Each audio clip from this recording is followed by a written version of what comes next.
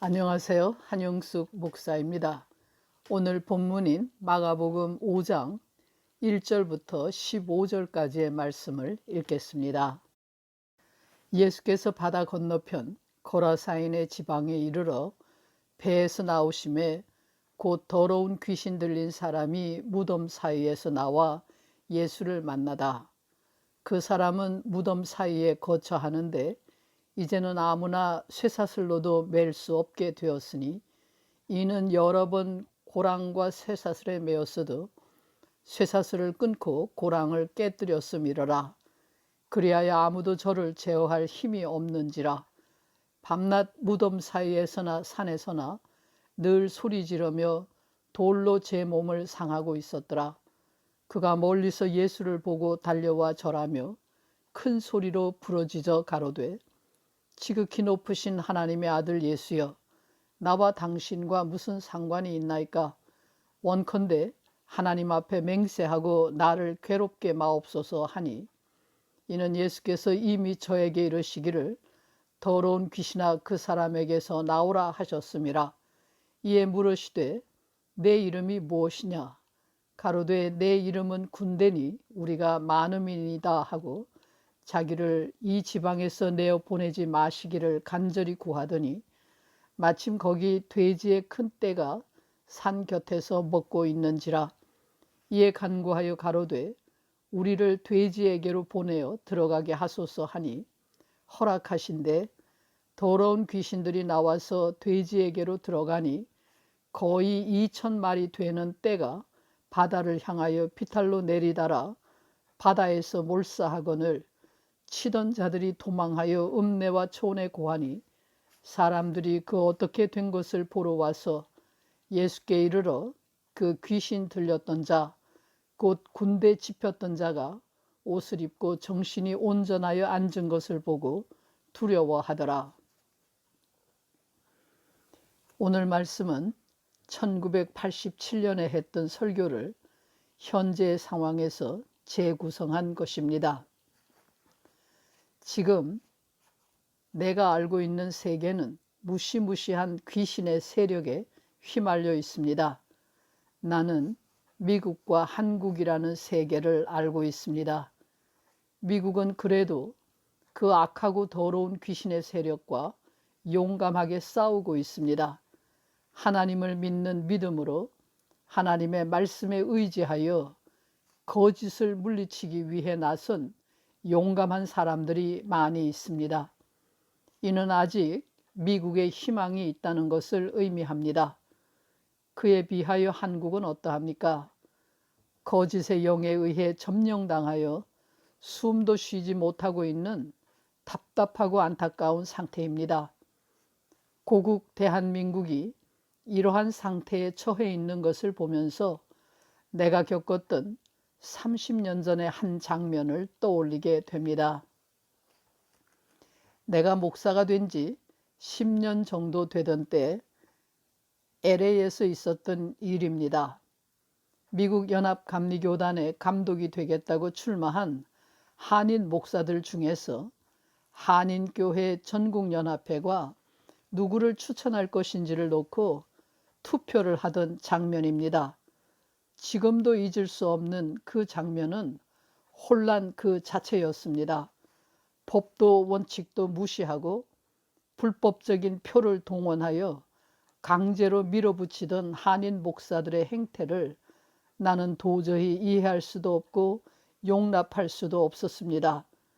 당시의 LA 시내는 흑인 폭동으로 난장판이 벌어지고 있었습니다. 그 폭동으로 가장 큰 피해를 본 사람들은 자영업을 하고 있었던 한인들이었습니다. 폭동의 소식이 들려오는 와중에 소위 한인 사회의 지도자라는 목사들이 모여서 죄의식조차 없이 불법을 행하고 있었던 것입니다.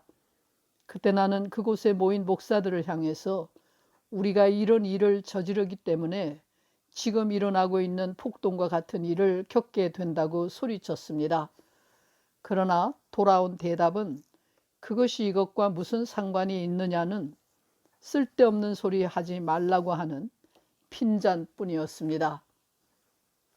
이 시점에서 30년 전의 일이 떠오르는 것은 오늘의 한국과 미국이 악하고 더러운 귀신이 지배하는 무법천지가 되어 있는 것을 보면서 그 씨앗은 이미 오래전에 뿌려진 것이라는 생각이 들기 때문입니다.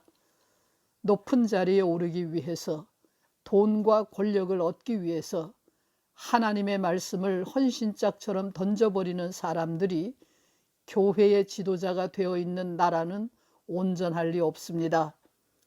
진리를 따라야 할 교회가 거짓인 귀신을 불러들이는 일을 자행하기 때문입니다. 인간은 모두 정도의 차이는 있을지언정 항상 귀신에게 위협당하며 살고 있습니다. 귀신은 인간의 삶을 지옥으로 만들어 놓습니다. 귀신은 죽음의 그림자를 드리우고 무덤 주위를 배회합니다.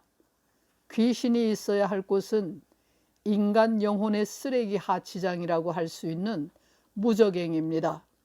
무저갱에 갇혀 있어야 할 귀신이 활개를 치는 세상에서 인간은 하나님의 형상을 지닌 자유인으로 살아갈 수가 없습니다.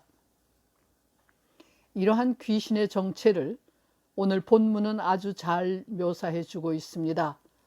사람들은 귀신 들린 사람이 무덤 주위를 배회할 때나 스스로 자기 몸을 상하게 할 때에도 그것의 본질을 알지 못하다가 막상 2000여 마리의 돼지 떼가 몰살하는 것을 보고서야 그 정체를 알게 됩니다. 귀신은 인간을 죽음으로 몰아넣는 세력입니다. 이러한 귀신을 이길 힘이 인간에게는 없습니다.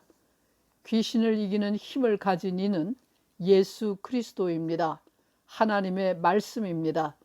천지를 창조하신 말씀, 말씀이 육신이 되어 오신 예수 그리스도입니다.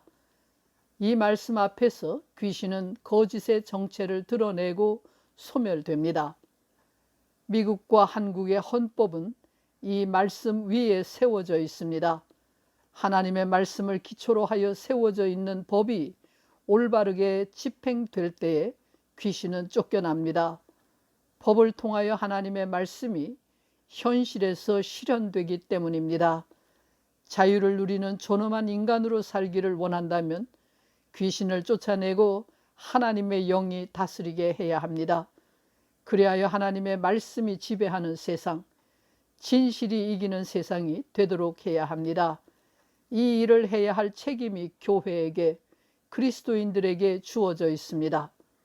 교회가 세상을 구원할 방주라고 하는 이유는 바로 여기에 있습니다.